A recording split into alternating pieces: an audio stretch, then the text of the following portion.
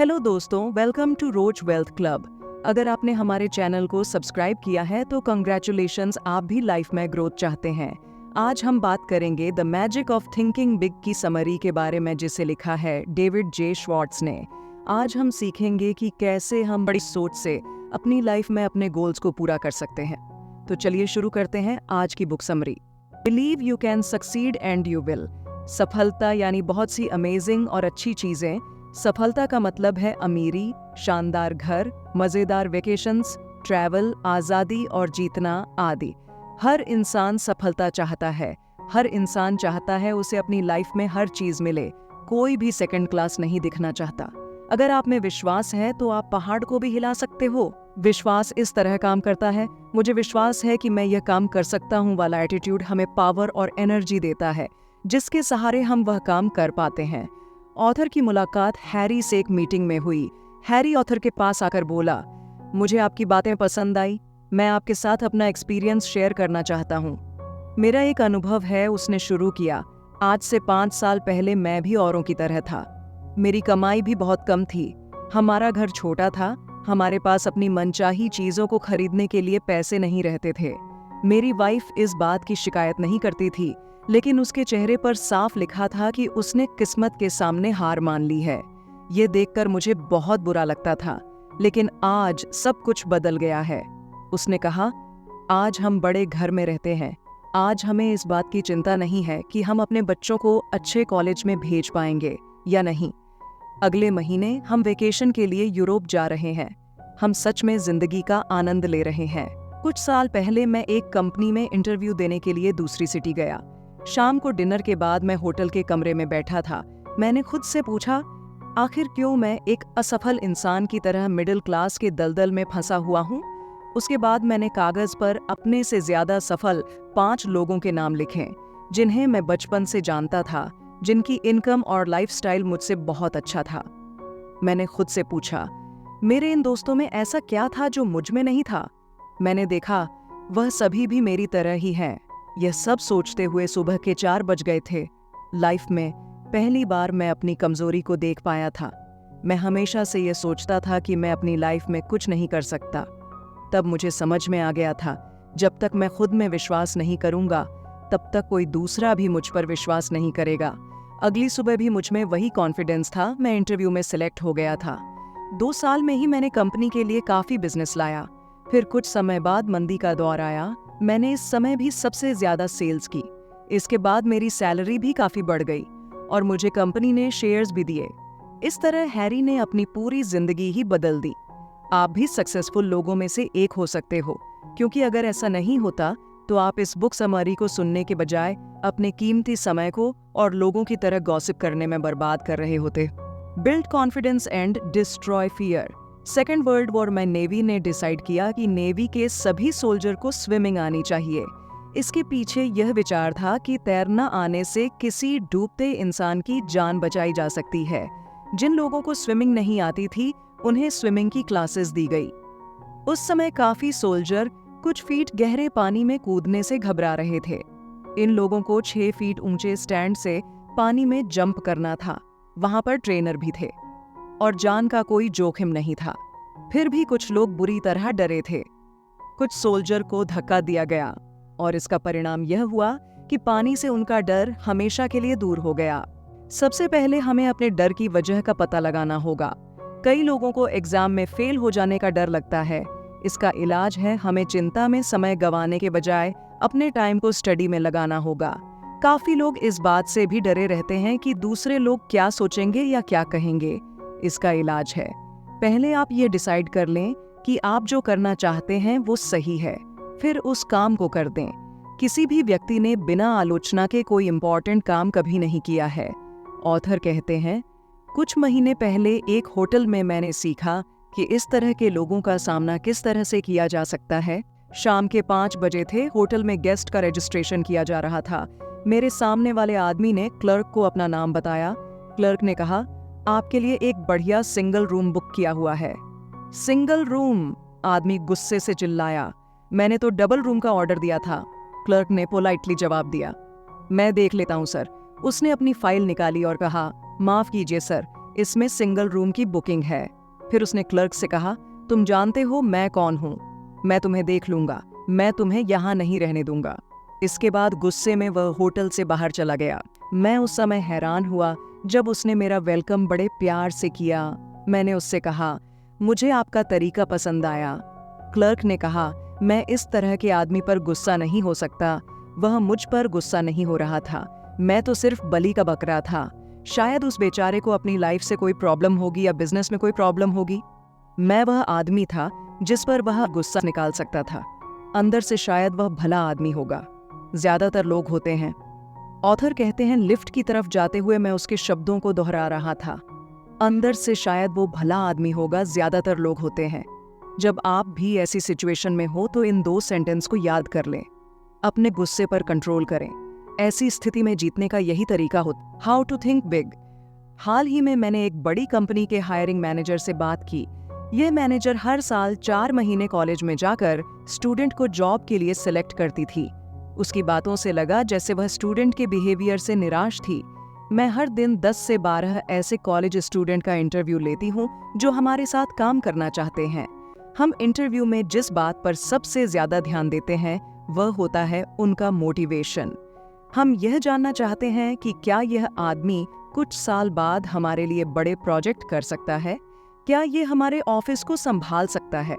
आपको यह जानकर हैरत होगी कि 22 साल के बच्चे हमारे बाकी किसी चीज से ज्यादा हमारे रिटायरमेंट प्लान में इंटरेस्ट लेते हैं। उनका दूसरा सवाल होता है, क्या मुझे ट्रैवल करने को मिलेगा?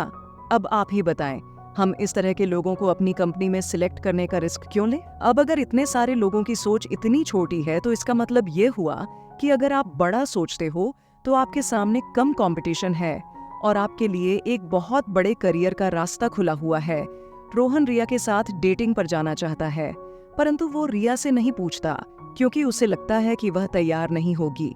वहीं दूसरी तरफ टॉम को लगता है वह मिस्टर रिचर्ड को अपनी कंपनी के प्रोडक्ट्स बेच सकता है, लेकिन टॉम मिस्टर रिचर्ड से मिलने नहीं जाता।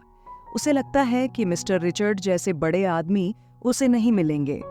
इसलिए कहा जाता है, हमें सबसे पहले खुद को जानना होगा। कौन सी ऐसी कमियां हैं जिस पर हम काम कर सकते हैं? You are what you think you are. क्या आपने कभी सोचा है कि कोई सेल्समैन एक कस्टमर को इज्जत क्यों देता है जबकि वह दूसरे कस्टमर को नजरअंदाज कर देता है? कोई आदमी एक महिला के लिए दरवाजा खोल देता है जबकि दूसरी महिला के लिए नहीं खोलता।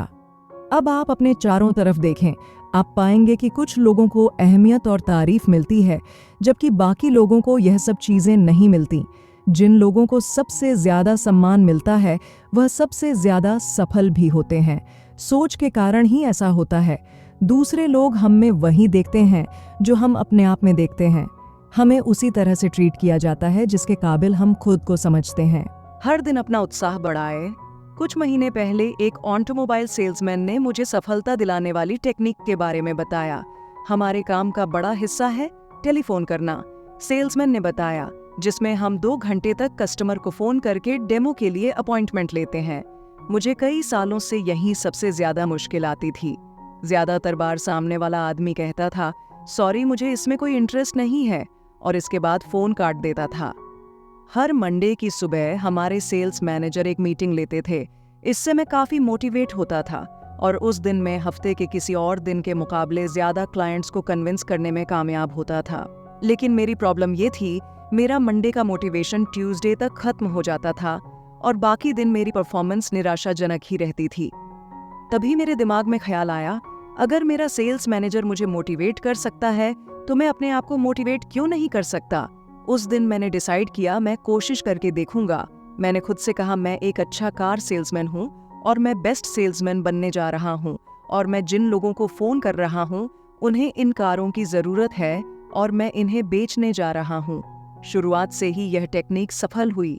अब मुझे फोन करने में जरा भी हिचक नहीं होती थी। अब किसी भी नंबर को डायल करने से पहले मैं अपने आप को याद दिलाता हूँ, मैं एक बेहतरीन सेल्समैन हूँ और मैं सफल होने जा रहा हूँ। मैनेज योर एनवायरनमेंट को फर्स्ट क्लास। आपका माइंड एक अमेजिंग मशीन है। जब आपका दिमाग एक तरीके से काम करता है तो यह आपको सफलता के रास्ते पर ले जा सकता है।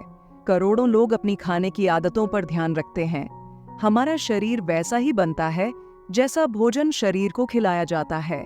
इसी तरह हमारा दिमाग भी वैसा ही बनता है जैसे विचार हम दिमाग में फीड करते हैं। अगर आप नेगेटिव लोगों के साथ ज्यादा टाइम तक रहेंगे तो आपकी सोच नेगेटिव हो जाएगी।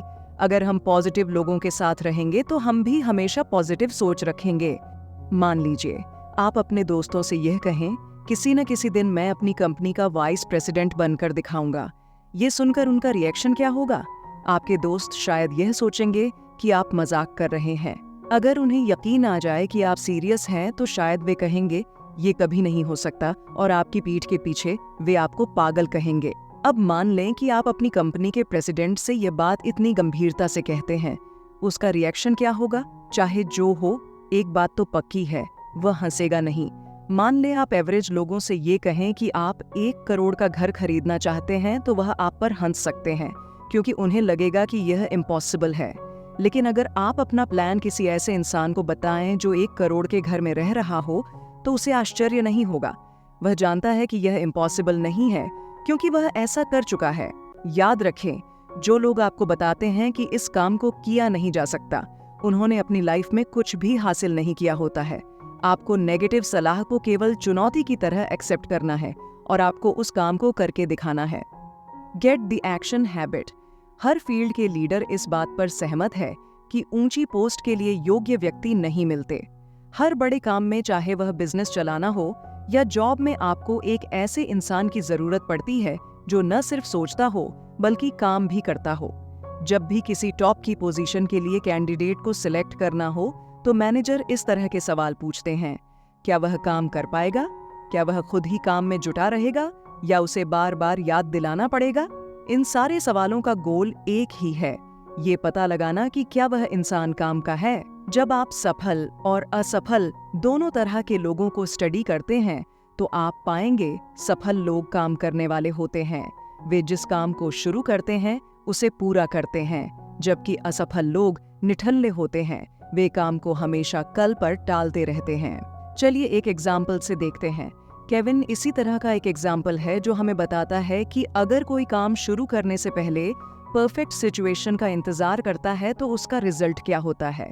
दूसरी वर्ल्ड वॉर के कुछ टाइम बाद केविन को अमेरिकन पोस्ट ऑफिस में जॉब मिल गई, लेकिन 5 साल बाद वह अपनी जॉब से बोर हो गया था। तभी उसके मन में एक आइडिया आया। उसे इस बात का काफी ज्ञान हो चुका था कि सफल इंपोर्ट बिजनेस कैसे किया जा सकता है। अपना बिजनेस शुरू करने का आइडिया उसे 10 साल पहले आया था, लेकिन आज भी वह जॉब ही कर रहा था। हमेशा से होता यह था, जब भी केविन बिजनेस शुरू करने वाला होता था उस टाइम कोई ना कोई प्रॉब्लम आ जाती थी, जिसकी वजह से वह लास्ट स्टेप नहीं उठा पाता था। पैसे की कमी, बच्चों का जन्म और इसी तरह के कई बहाने काम टालने के लिए इस्तेमाल किए गए। सच्चाई तो यह है कि केविन ने खुद को मिस्टर निठल्ला बन जाने दिया। किसी ने एक बार कहा था कि सबसे दुखद शब्द है, काश मैंने ऐसा किया होता।